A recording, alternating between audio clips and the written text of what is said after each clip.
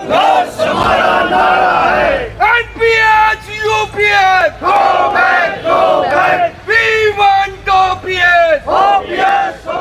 Pension बहाली की इस मुहिम में आप साथियों का शुरुआत से पूर्ण सहयोग रहे। सभी संगठन जिन्होंने पेंशन बहाली की इस मुहिम में पेंशन बहाली संघर्ष समिति को अपना समर्थन दिया है, उन सभी का तहे दिल से मैं धन्यवाद करता हूं, स्वागत करता हूं। आज हमारे पास अलग अलग संगठनों के साथी भी यहाँ पे मौजूद हैं। सभी संगठनों का नाम मैं लूंगा तो बहुत टाइम लग जाएगा इसमें, और अब क्योंकि समय छुट्टी का भी होने वाला है 5 बजे के, तो हम सभी साथी चलेंगे यहाँ से। और मैं निवेदन करूंगा आप सभी से, क्योंकि संख्या हमारी अच्छी है, तो 3-4 लाइनें बना के चलेंगे, इस तरह से झुंड में ना, ताकि संख्या भी अच्छी दिखे, अच्छी लगेगी। ठीक है जी, सभी नारे लगाएंगे, केवल 2 ही नारे लगेंगे, एक तो यूपीएस एनपीएस गो बैक और ओपीएस कम बैक, पुरानी पेंशन बहाल करो। ठीक है साथियों, एक सर का धन्यवाद प्रिंसिपल सर सर नमस्कार जी जी जी हमारे बीच में जी हमारे बीच में कॉलेज एसोसिएशन से डॉक्टर प्रवीण जी, हसला से भाई अरविंद जी, सर्व कर्मचारी संघ से कौशल जी, पब्लिक हेल्थ से हमारे भाई दीपक सैंडिल जी, और अध्यापक संघ से हमारे सुरेश जी, विजय जी, और बिजली बोर्ड से हमारे जितेंद्र दांगी जी, अशोक जी, और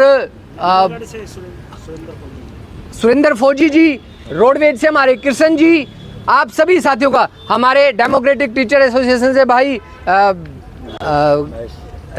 महेश रामपुरा जी, बहुत ही जुझारू नेता हैं। तो आप सभी साथियों का और आप सभी संगठनों का यहाँ पे धन्यवाद है, स्वागत है। और साथियों, जो यहाँ पे साथी खड़े हैं वो इस संगठन की ताकत को जानते हैं, तभी तो यहाँ पे आए हैं ना।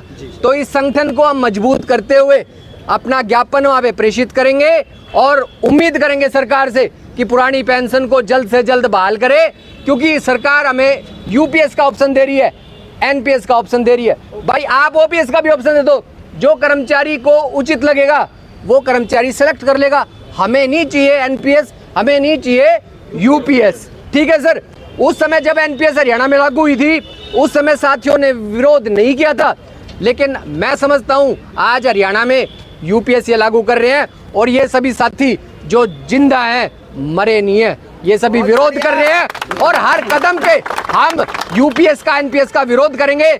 जब तक पुरानी पेंशन बहाल नहीं हो जाती हम संघर्ष करेंगे, हर सांस तक संघर्ष करेंगे, लड़ाई लड़ेंगे और पुरानी पेंशन को बहाल करवाएंगे। सभी साथियों का धन्यवाद। अब चलेंगे वहाँ पे, ठीक है जी।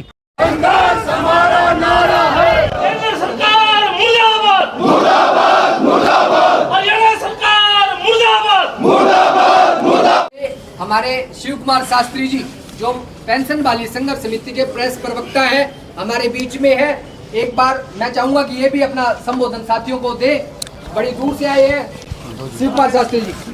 शास्त्री जी के लिए जोरदार तालियां। आदरणीय साथियों, सबसे पहले तो आपको सैल्यूट। और महेंद्रगढ़ की धरती से जो आवाज उठ के आज ये गूंज रही है, ये केवल हरियाणा के पंचकुला में नहीं, चंडीगढ़ में नहीं, बल्कि दिल्ली के अंदर गूंजेगी।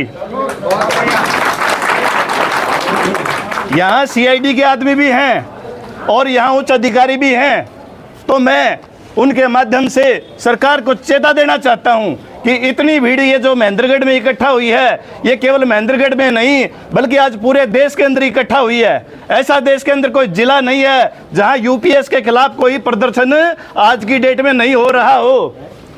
तो मैं ये बता देना चाहता हूँ कि 2006 के से लगातार पेंशन बहाली संघर्ष समिति पुरानी पेंशन के लिए आंदोलन करती आ रही है। जब कर्मचारियों का गुस्सा फूटा तो सरकार ने एक नया झुंझुना पकड़ा दिया, यूनिफाइड पेंशन स्कीम। एनपीएस में कम से कम आपको 60% तो वापस मिल जाता था, लेकिन इन्होंने ऐसा करारा तमाचा हमारा कर्मचारियों के मुंह पे कि एक आना नहीं मिलेगा। साथियों, मैं आपको बता देना चाहता हूं कि माइनस डिग्री में देश की सेवा करने वाले अर्धसैनिक बलों के जवान वो पेंशन विहीन खाली बैरंग लौटेंगे, और हमारे सजा याफ्ता नेता भी 5-5 पेंशन लेते हैं। शेम शेम हर इलेक्शन जीतने के बाद या तो नई पेंशन या बढ़ी हुई पेंशन लेते हैं। और यदि नीतीश कुमार जी जैसे कुछ नेता हैं जिन्होंने एक टर्म के अंदर 2-4 बार पलटी मार ली तो उनकी पेंशनों का कोई ओड ही नहीं है। साथियों, ये कह रहे थे कि ओपीएस अब लागू नहीं होगी। 5 से 6 राज्यों में ओपीएस लागू हो चुकी है आपके संघर्ष की बदौलत। और ये पीबीएस गारंटी देता है पूरे भारत में ओपीएस लागू होगी। साथियों, सरकारें हमेशा नहीं चलती। सरकार 5 साल के लिए आती है लेकिन कर्मचारी 20 से 30 से 40 साल तक की सर्विस करता है। तो चिंता मत करो, हमारे पास टाइम ही टाइम है, इनको लागू करना ही पड़ेगा। साथियों, ये कोई भाषण का समय नहीं है, ये केवल सरकार को चेताने का समय है। और मैं अपनी बात को खत्म करते हुए सरकार को चेताना चाहता हूं, यदि कोई बजट की दिक्कत है तो नेताओं की पेंशन रोकिए, वरना बजट का कोई इश्यू नहीं है। ये अडानी और अंबानी जैसे जो नेता हैं उनको फायदा पहुंचाने के लिए, शेयर बाजार में कर्मचारी का पैसा लगाने के लिए ये स्कीमें हैं, इनका और कोई मतलब नहीं है। कल परसों ट्रंप का बयान आया है कि 25% टैरिफ वो भारत के ऊपर लगाया जाएगा। भाई नानी खसम कर दो तो दंड भर है, हरियाणा में कहावत है, पैसा डूबेगा कर्मचारी का, टैरिफ लगाएगा ट्रंप। लेकिन ऐसा नहीं चलेगा, बिल्कुल नहीं चलेगा। ये 400 पार कह रहे थे, 240 पे आ गए और ओपीएस कर्मचारियों से टकराएंगे एनपीएस वालों से तो ये 240 भी नहीं आएंगी। नोट कर लो।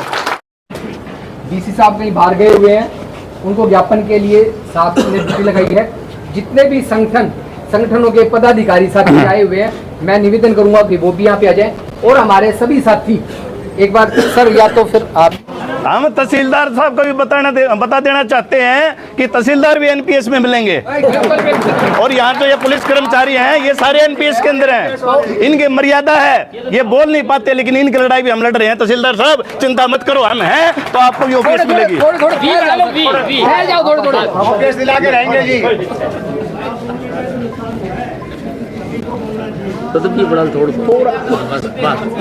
स्टेज